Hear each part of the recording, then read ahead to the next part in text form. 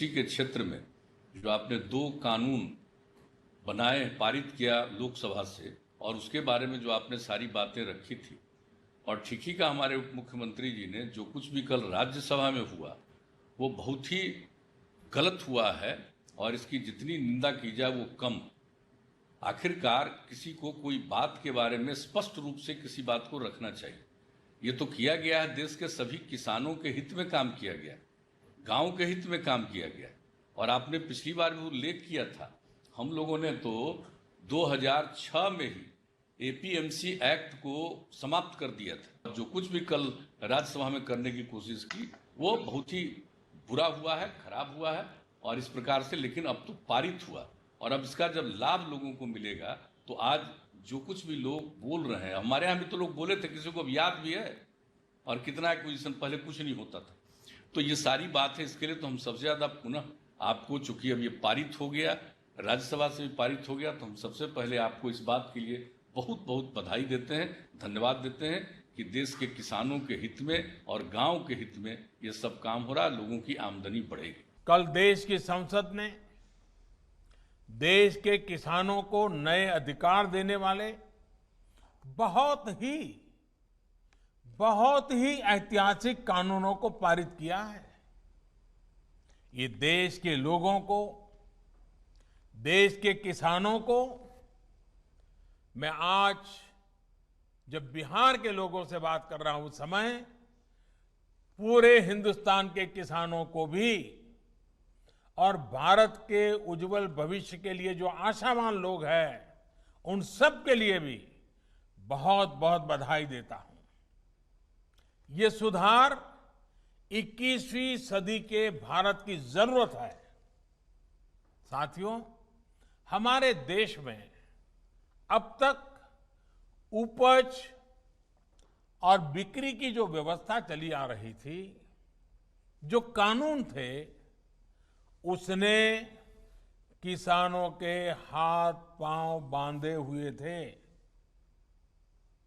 इन कानूनों की आड़ में देश में ऐसे ताकतवर गिरोह पैदा हो गए थे जो किसानों की मजबूरी का फायदा उठा रहे थे।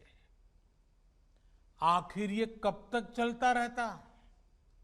और इसलिए इस व्यवस्था में बदलाव करना आवश्यक था, और ये बदलाव हमारी सरकार ने करके दिखाया है।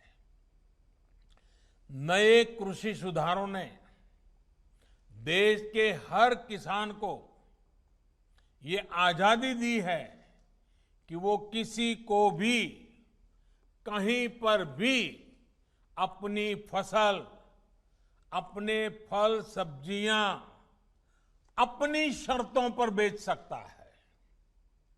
अब उसे अपने क्षेत्र की मंडी के अलावा भी कई और विकल्प मिल गए हैं। अब उसे अगर मंडी में ज्यादा लाभ मिलेगा तो वहां मंडी में जाकर अपनी फसल बेचेगा। मंडी के अलावा कहीं और से ज्यादा पैसा मिलता है, ज्यादा लाभ मिलता है, तो वहां जाकर के बेचेगा।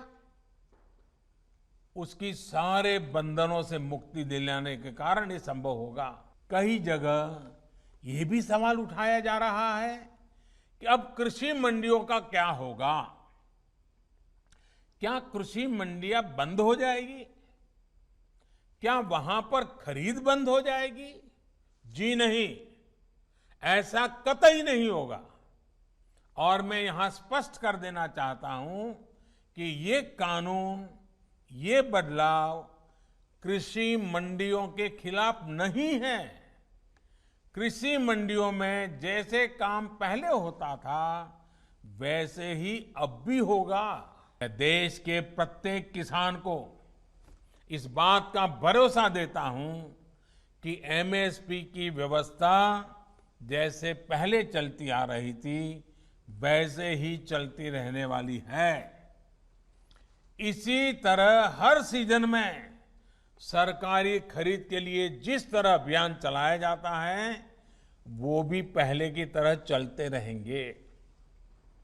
साथियों, किसानों को एमएसपी देने और सरकारी खरीद के लिए जितना काम हमारी सरकार ने किया है वो पहले कभी नहीं किया गया। बीते 5 साल में जितनी सरकारी खरीद हुई है और 2014 से पहले के 5 साल में जितनी सरकारी खरीदी हुई है उसके आंकड़े देखोगे तो कौन सच बोल रहा है, कौन किसानों के लिए काम कर रहा है, कौन किसानों के भलाई के लिए काम कर रहा है, इसकी गवाही वहीं से मिल जाएगी। इस साल कोरोना संक्रमण के दौरान भी रबी सीजन में किसानों से गेहूं की रिकॉर्ड खरीदी की गई है। इस साल रबी में गेहूं, धान, दलहन और तिलहन को मिलाकर किसानों को 1,13,000 करोड़ रुपए एमएसपी पर दिया गया है। ये राशि भी पिछले साल के मुकाबले 30% से ज्यादा है। यानी कोरोना काल में न सिर्फ रिकॉर्ड सरकारी खरीद हुई बल्कि किसानों को रिकॉर्ड भुगतान भी किया गया है।